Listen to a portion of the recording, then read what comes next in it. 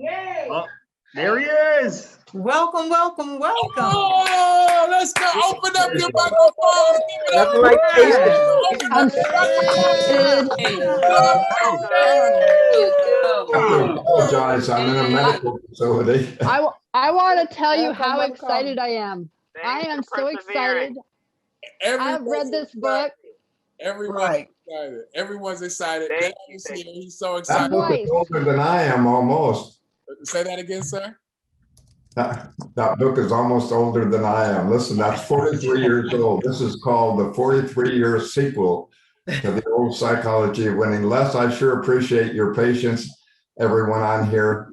I'm in a skilled nursing facility in Baja, but it's owned by a friend of mine, and I'm going home after 9 months in skilled nursing for throat cancer. So I'm going home next week. So I think I've beat it. I'm not sure, but I'm pretty sure I have. Oh, Yes. man, it's fantastic. Yeah, well, that book, The Psychology of Winning, people talk about and taking nothing away from Think and Grow Rich, which I've never read, but I read The Psychology of Winning, and that has been my Bible. That has been my strength. That there's a level of simplicity and profoundness in how that was written, and what you did with that resonated with me more than anything else out there, and it really catapulted my career and my thinking, and I appreciate seeing you. And it's been a minute. It's been a long time. In fact, the last time we talked, I replaced you in a program. You called me to speak for, I forgot the organization. Was it Sonavi? Yes. Oh, okay. And I went there, which is heaven on earth. Now, listen, I remember that very well. And you know, it's amazing. The Psychology of Winning I wrote for myself. So I wrote a book about winning when I was losing. I was at the lowest point in my career. So a lot of people say, let me tell you how I did it, or let me show you how I went from rags to riches. And they give you this book on the story of their success. Well, I wrote that for myself because I wasn't succeeding at the time. I was a single father with custody of my 4 children.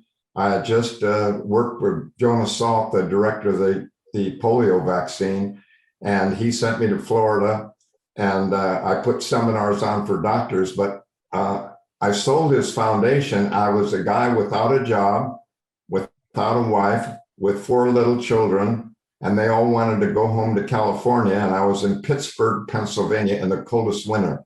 So I wrote The Psychology of Winning for a loser who was me struggling to try to get an identity. Sure, I'd been a Navy jet pilot and I'd done this and, you know, worked with some astronauts and so on, but I was not successful. I was a guy that was pinging off the walls, trying to find my why. But my why were my 4 little kids. And they said, Dad, we want to go home. They were the Bad News Bears. And they wanted to mutiny and go back to California. And I said, no, we're only in Pittsburgh for a little while. Give me a break. Aren't we a team? It's just like Sleepless in Seattle when Tom Hanks said to his son, hey, haven't we always been buddies? Haven't we been a team together? And so I went back to California, but I had written The Psychology of Winning in the coldest winter in Pittsburgh for myself. Wow. I want to know, what is the major difference between winning today from how you defined it in The Psychology of Winning nearly 5 decades ago? What's the major difference? Well, I think the major difference is the delivery system. You know, we have virtual companies, Google, Facebook, Twitter, YouTube, who are now virtual governments. And those virtual governments are so powerful and so big that they can control the outlet of information, and they also sway the minds of the people with the content they deliver instantaneously. So I think winning hasn't changed as much as the way you try to portray it in sound bites, in video bites, in engagement globally, in a smartphone tethered to you. Without your smartphone, you feel naked, like it's an umbilical cord. And so, but to be precise, to me, winning is the Olympics. And what I mean by that is you have 5 continents that are coming together in Japan, and they're coming together naked, gymnasium. That gymnos means naked. So you come in your nakedness, which means you don't bring any pretense, no arrogance. You represent your country. You do the best you can against world-class standards. So winning to me is taking your potential and the training and development and your passion and working on it to a point where you can, shall we say, measure your own excellence against a world-class standard. So you don't try to beat somebody when you win. You try to do your very best based upon everything you feel and you've trained. And it's a way for you to feel competent about your own excellence, your own ability to outperform yourself. I don't think that's changed. I think people still want to be recognized. They want to be relevant. They want to feel successful among a fast peer of winners. But I don't think competition is as important today as cooperation. I think we may be a little more aware and knowledgeable of the finiteness of the planet. I think we may be a little more aware of our differences and of our samenesses. I think we're aware that we all live together on this planet and have to work together in synergy rather than competition. Now, it doesn't seem like that because we have this, shall we say, people who believe one thing and people who believe another. But I don't get into ideology because I'm an independent. I'm neither Republican nor Democrat in that I vote issues. I vote my conscience. And I try to be part of the solution instead of part of the problem. So instead of protesting against things, I try to be a representative for my children as a role model. So I think winning is a little more superficial in that anyone can be a best-selling author on Amazon, selling 10 or 20 books. Anyone can be the best coach, the best number one, because on social media, you can build a profile, but not character, because character has to be earned and a profile can be developed. So I think winning is the same. You take the potential, you feel responsible for the outcome, you work at it, practice makes permanent, and you have this belief in your dream when that's all you have to hang on to it. So I think winning has always been believing in that dream that you can be better than you are, that you have potential. And if you believe you have potential, you'll take the effort to develop it. If you don't believe you have potential, then you're stuck in your uniform. You're stuck where you are. But there have been so many winners that I've seen who've come out of nowhere to somewhere because they believe that they could find a mentor, a coach, a role model, a Les Brown, a Jim Rohn, someone that they could model themselves after and learn from that person. In that respect, winning has not changed. I think one thing that concerns me a little bit is we're interested in more immediate gratification, and we want it now. We want an app for winning. We want to be able to take our smartphone and punch in an app that'll give us the rules of success, and then we want to punch them, and we want to make money overnight. So we want to be a millionaire and be relevant and do an app and be Jeff Bezos. We want to be rich and noticed and famous. And we look at our role models on television and we wish we could be like them. So it's a lot more, shall we say, quick than it used to be. But on the other hand, technology gives us the opportunity to communicate in a way we never have been before. An individual has the same power as a corporation. What an opportunity to have the libraries of the world in your hand and be able to communicate on that device globally with your grandchildren who you may not be able to see till next year. On the other hand, though, Facebook is not face-to-face. Instagram is not being there. You can't touch Twitter. You can't put your hand on YouTube. You can only see it in a virtual way. And so I think technology is the greatest thing for delivery, but it can be the enemy of intimacy and the enemy of, shall we say, being human instead of moist robots. A moist robot is a person who is going along with what everybody says, rather than developing his or her own why. In other words, they're being influenced by the outside rather than using that internal thermostat. Now, if you would have just said, Dennis, we're in an elevator, what's the difference? The difference is today that winning is a little more superficial in terms of wanting it now and wanting material wealth and fame. However, winning is the same in that it wants us to do the best we possibly can based upon our own values and at the same time helping other people as we help ourselves. Thank you so much for that. And yes, John Leslie, let me finish my questions, please. Thank you very much. Hold on, that we have to do a proper introduction. We had not done that. You jumped right in. I know you're excited about this new book coming out. I thought you had done that before I got on. No, sir. No, sir. And so thank you very much. You jumped into it. So right now, Mr. The great Denis Waitley has released a new book, and everyone in the Hungry to Speak family, it is a mandatory reading. I am saying to get this book for your personal development as well as your professional development.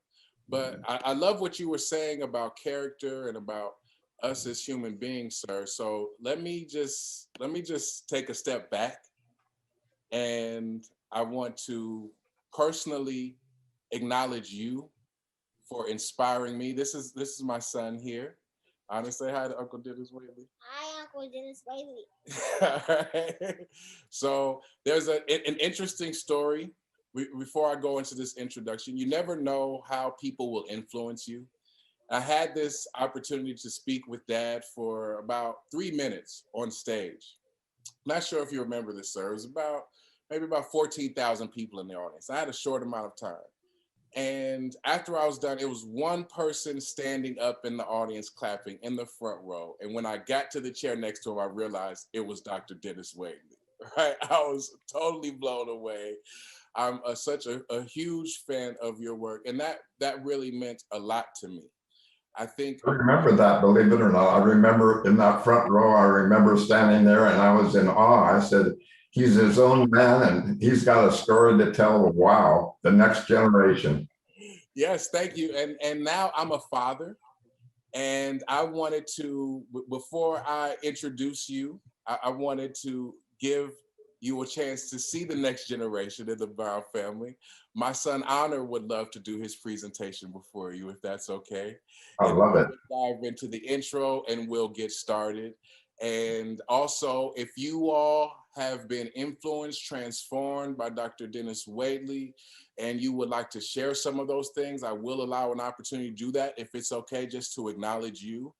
And please raise your hand, reach out to Dr. Katina, whatever you want to do, if you wanted to just comment on how his work has influenced your life. All right. So, but really quick, before we're starting off, and I'd love to hear some feedback from the man himself. You ready, son? Yes. Ready. All righty. Ladies and gentlemen, coming to the stage, speaking before the Hungry to Speak family, and the one and only Dr. Denis Waitley. He is 7 years old. He's young. He's ready. He's hungry. His name is Honor Phoenix Baldwin Brown. One thing fine enough to go out and fight for it, to give up, to go.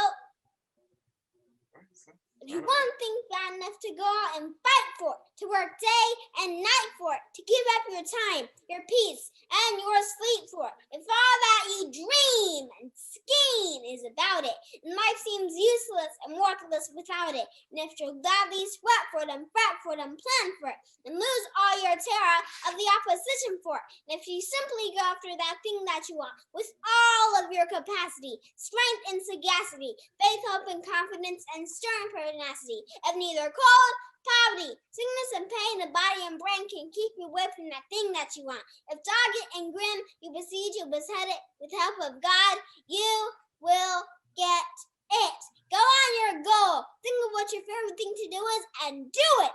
Now's the time. So get on your dream. Don't trust somebody who doubts you, because if you trust that person, that might be a lie. That person might be lying to you. So don't trust them and follow your goal and always think positive. Don't ever think negative, because if you think negative, things will be negative.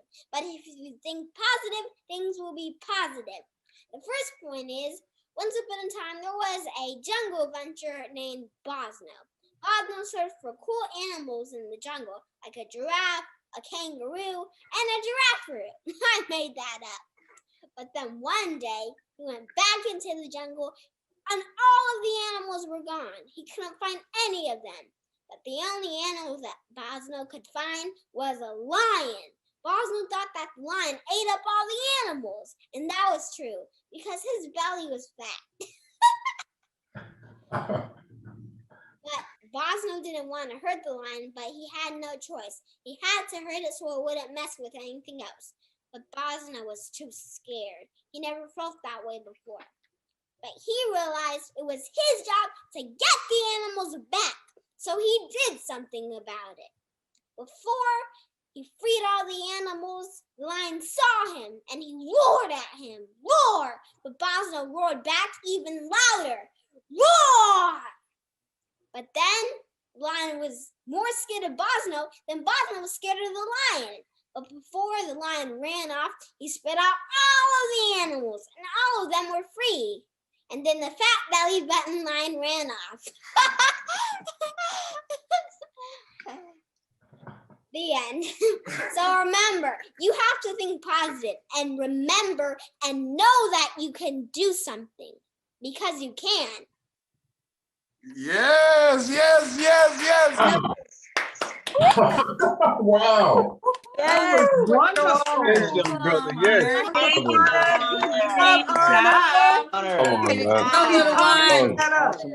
Wow. Way to go, buddy. Yes. I love the giraffe. Good job. I missed the floaties though. I missed the floaty part. We can do the shorter version. I want to hear from Dr. Denis Waitley.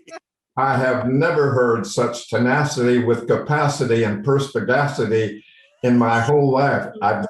I'll tell you, that was one of the best performances. That almost got me leaping right out of my chair and saying the next generation and the country is in good hands.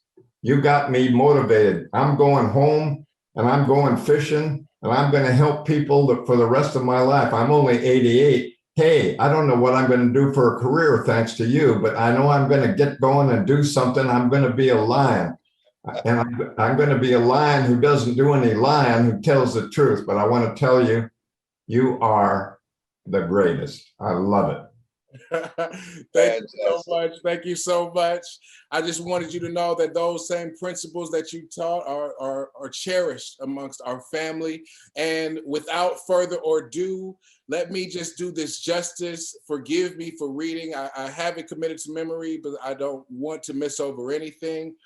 Dr. Denis Waitley has inspired, informed, challenged, and entertained audiences for over 25 years, from the boardrooms of multinational corporations to the locker rooms of world-class athletes, in the meeting rooms of thousands of conventioneers throughout the world as a transformative motivational speaker.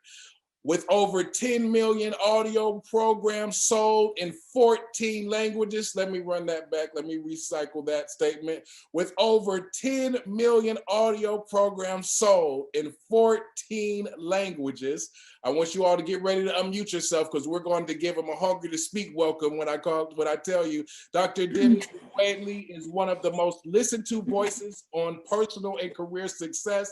He is the author of 16 personal development books, including several international bestsellers entitled Seeds of Greatness, Being the Best, The Winner's Edge, The Joy of Working, and Empires of the Mind, one of my personal favorites, yet alone his audio album, The Psychology of Winning, is the all-time best-selling program on self-mastery.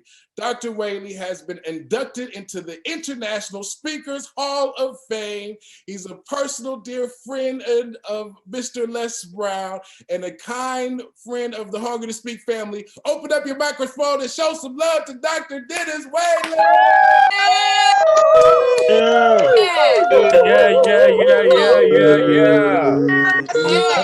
Great to Welcome, you're here.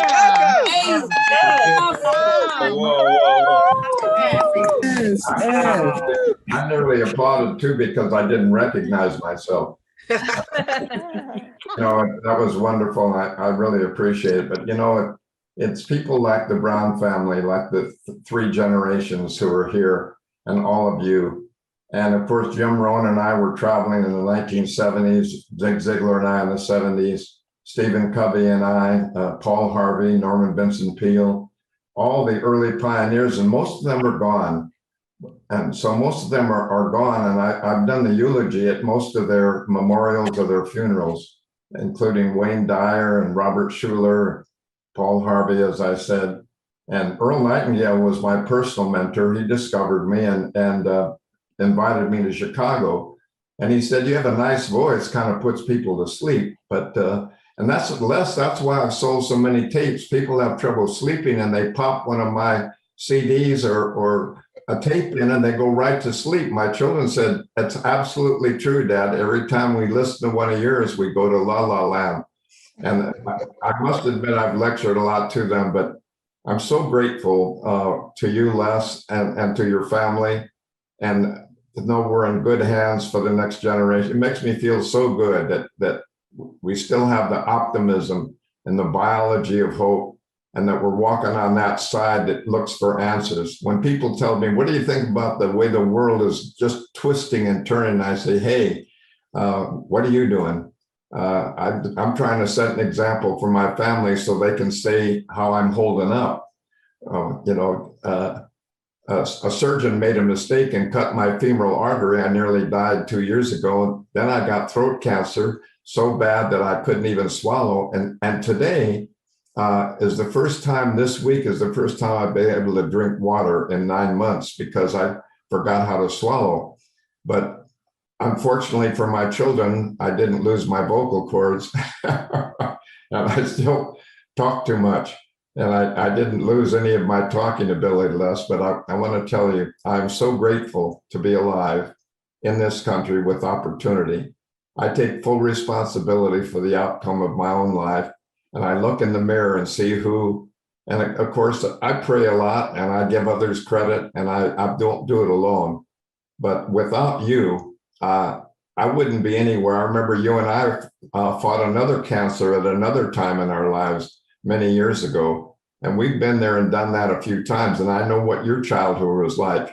And it was actually no cup of tea, if I have to say so myself. It was, you came up by your own belief in yourself. And every time I hear you speak, I say, yeah, he is the best. So he's the best. I don't mind that. I like being in his quartet or quintet so my hat's off to you. And if I were introducing you, I would say, here's the guy that inspires me to try to be better than I've been before. You're very kind, because you have been a major force in my life and my children's lives. And I am so thankful for you. And I thank God that we are both here because of God's grace and mercy. I wanted to ask John Leslie, is it appropriate now for me to move forward with the questions, because he's in a facility there and I don't want to exhaust him. I want to get to some of the questions that he'd like to answer. Okay, let me ask, what are the core traits of an authentic winner that are timeless? I think the first one is belief, believing that you can, because that gives you a passport for permission to invest in yourself. So you believe that there's something more in you than the uniform that you were given at birth. And that belief in yourself gives you the energy and the sustenance to go forward. The second thing would be a passion. Why? Why do you want to win? And you need to define that what you'd like to do is make a difference in life. The fact that you lived and breathed, that you helped other people live and breathe easier, is the greatest gift of all, because selfishness gets you nowhere, but helping others gets you everywhere. So I think being a person who truly wants to make a difference with this belief in yourself, And then taking personal responsibility. We all say, if it is to be, it's up to me. Life is to do it with God, for others, to myself project. And I look in the mirror and say, there you are, you rascal. You're the one that's holding me back.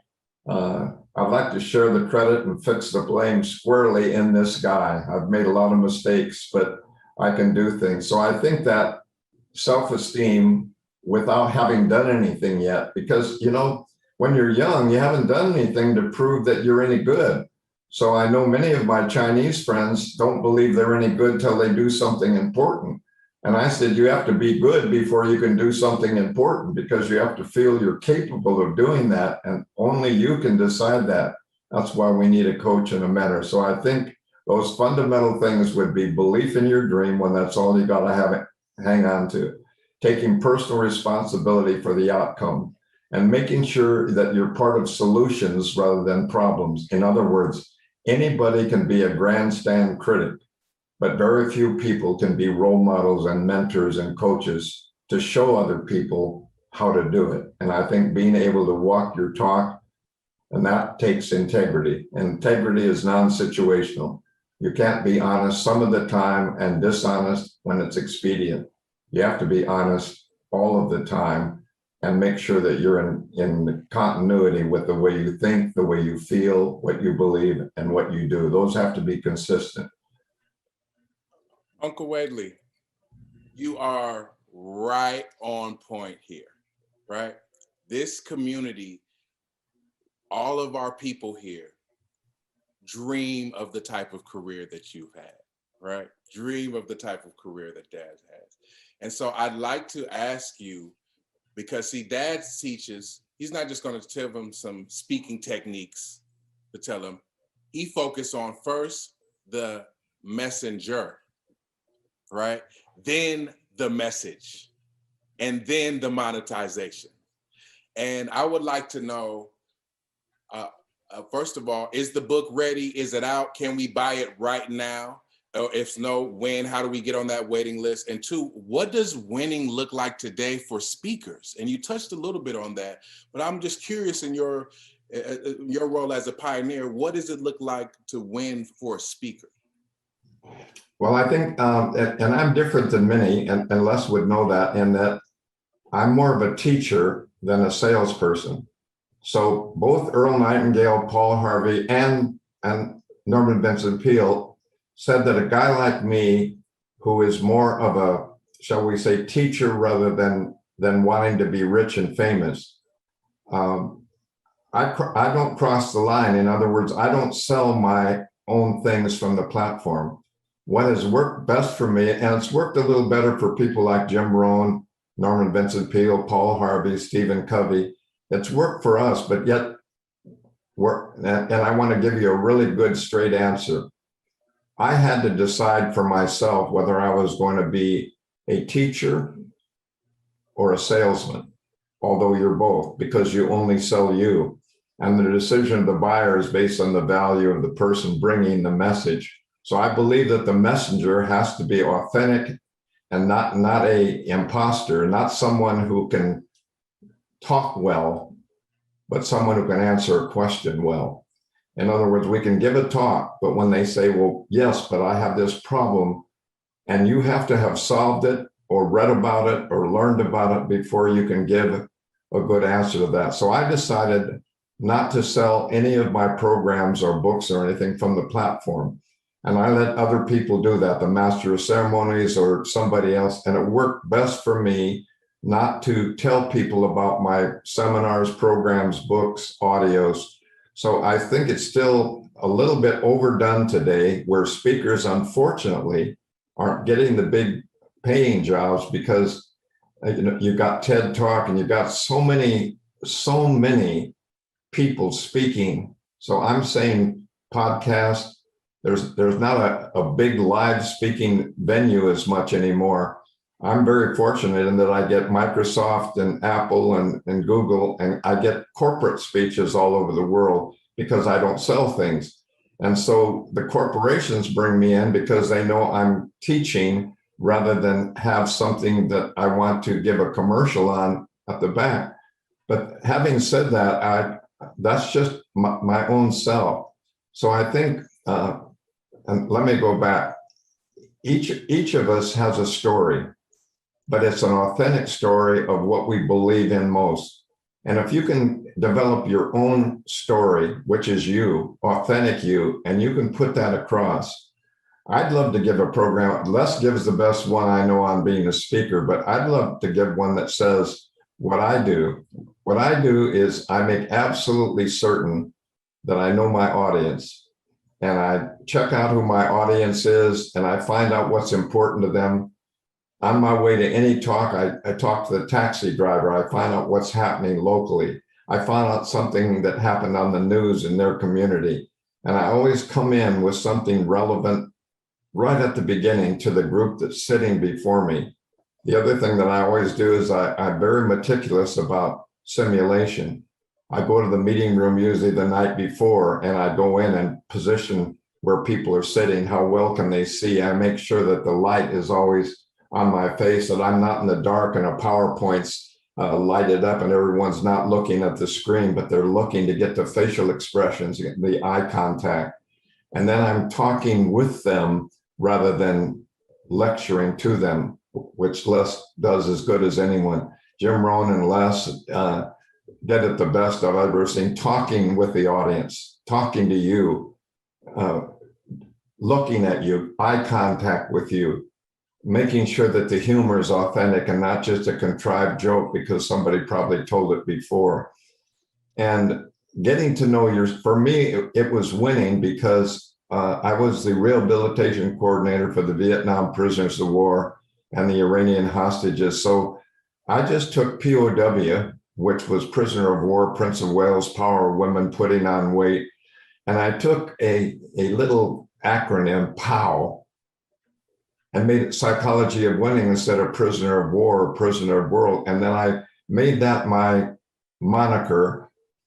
And I decided to build my whole career on helping people win their own particular game of life. And so my brand became that. And so it was easier for me in those days to brand myself in a specific area with a specific message, with, of course, different parts of that. But I don't just get up and talk. I go in and I study the room. I check the sound. I never take anything for granted on lighting, sound, platform, stage, visibility of the audience. And I always ask this question: whatever you would like to be doing in the future, you need to be doing often now. So the UPS driver says, Dennis, I've always wanted to be a singer. And I said, where are you singing now? And he said, no, I'm not. I'm driving the UPS. I said, no, I know you're doing that during the workday where we all earn money. What are you doing on evenings and weekends? And he said, well, I have a little child. And I said, no, I understand that. But you need to be doing what you're going to be doing now, so they'll be doing it in the future. You don't make future decisions, you make current ones that affect your future. So you've got to be speaking. Zig and I spoke 500 times before anyone would pay us.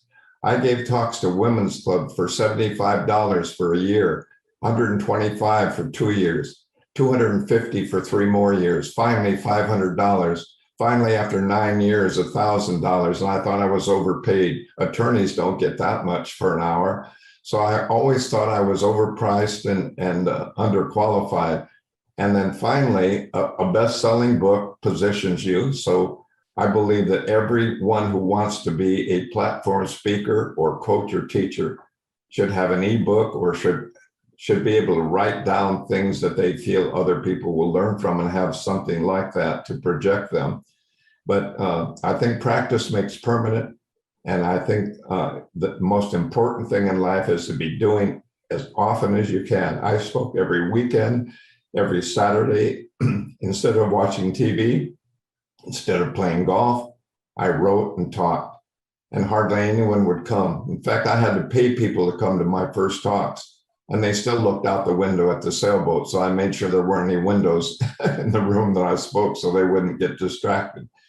But I spoke from the time I was 12 years old on through, and found out that finally there was a career in doing that.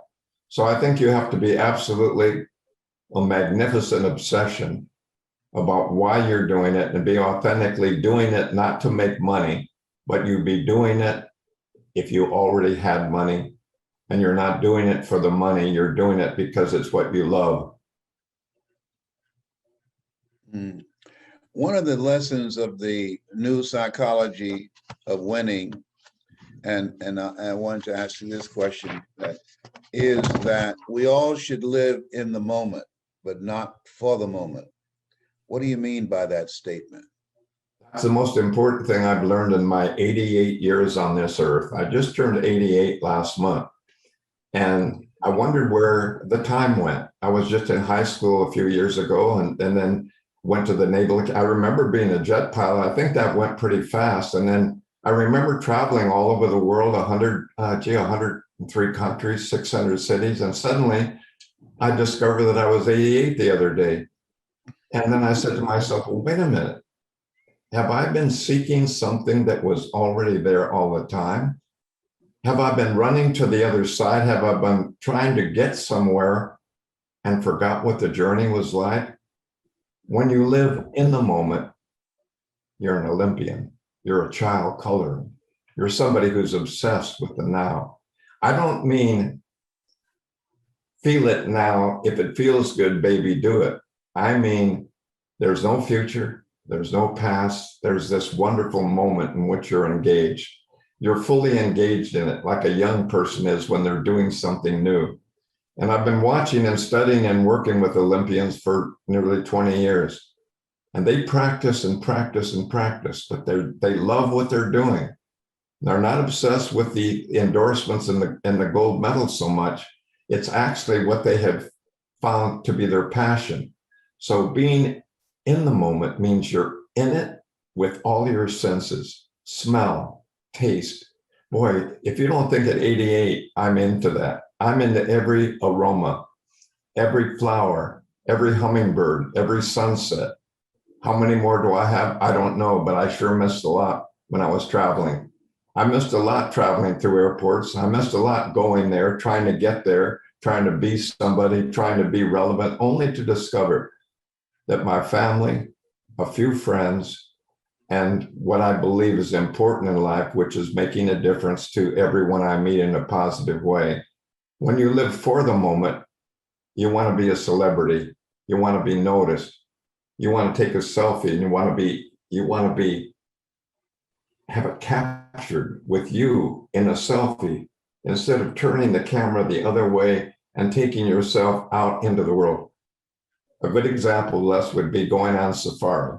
I go on a safari every year, and I've been helping many people in Africa right now. But when I go on safari, I don't take a camera. I let other people take the pictures. I let them put it on Facebook. I let them put it in their catalog. I want to be in the moment. I want to see the eagle. Oh, a giraffe. Wait a minute. Is that an ostrich? What's that over there? They're looking at it through this lens, and they're taking this picture, and they miss what's over here and here. They miss the smell, the taste, the feel, the air, the breeze. They miss being there because they were so busy capturing it for the future that they weren't in it in the moment. So I don't want to live for what I get out of things. I want to be in. And when anyone asks me in the future, you want to go? I'll say, let's go. You want to see that sunset? I said, I'm in. You want to go to the beach? Let's go. And I will no longer say when the time is better, when it's better, because I want to be in the moment, because I don't know how many more I have. And I only wish, if I had one wish, that I would have noticed it along the way more than I have. Wow. What, in your work with prisoners of war, astronauts, and as the mental trainer for all American Olympians, what skill do they all have in common?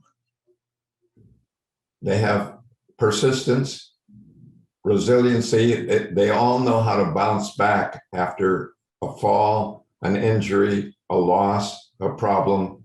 They have this tremendous resiliency to be able to handle failure.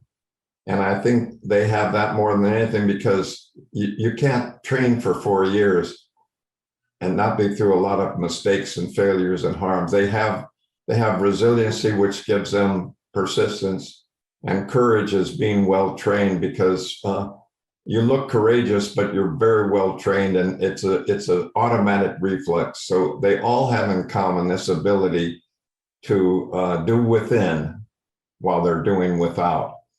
You know, that's the word discipline means disciple. It doesn't mean punishment, although you get punished when you train that hard in all circumstances. But to be a disciple is to learn from. They've all had a coach. They've all learned the skills. They practice the correct swing instead of practicing their mistakes. And when they make a mistake, they bounce back and do it right next time. So I think they have persistent, resilient courage. How have breakthroughs in neuroscience impacted your beliefs about human potential? Changed them a lot. I used to think that talent was all inborn. In fact, I gave programs for years. I've helped hundreds of thousands of people take natural talent tests, only to discover that the 19 natural talents that I knew of, that there are many more.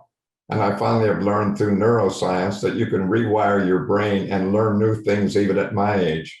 In fact, at my age, I can learn to put my shoulders back, walk straight ahead, not look down, not hunch over. I can remember names better now than I could then. I don't have to lose my memory. I don't have to get dementia. I can be as relevant. I can learn 4 or 10 more languages. I've learned from neuroscience that the brain is the most marvelous biocomputer ever created, and that the brain is able to make music videos and edit those all the time, and completely edit what has happened to us in the past so that the future becomes more a projection of the editing that we do in our own minds, so that we don't have to hold on to our failures, and we can use our successes as stepping stones and as a way to anchor us in. But I've also learned that the brain is so plastic, so able to make up for the losses that it has, that at this time in my life is the time I should be learning and doing the most rather than sitting back, because if you don't use it, you do lose it. Neuroscience tells us that you need to be engaged in things you haven't done before, so that you're not just repeating things you've done before habitually, that learning new things keeps you alive and keeps you relevant. And neuroscience to me has given me breakthroughs that I can even learn to play the piano when I thought I had no musical ability. But neuroscience tells us that we can learn things that we didn't think we had a talent for, and also that we can overcome phobias, that we can, if we have a stroke, if we have certain illnesses, that the brain is the most marvelous pharmacy also ever invented. The pharmacy of the brain releases those chemicals that do your bidding. So it shall be believed, so it shall be done. And so I also believe more than in just the placebo effect, I shall please. I believe that the brain gives us this ability through prayer, through meditation, through optimism, through positive demonstration, simulation, and rehearsal, that we can project our future by doing within.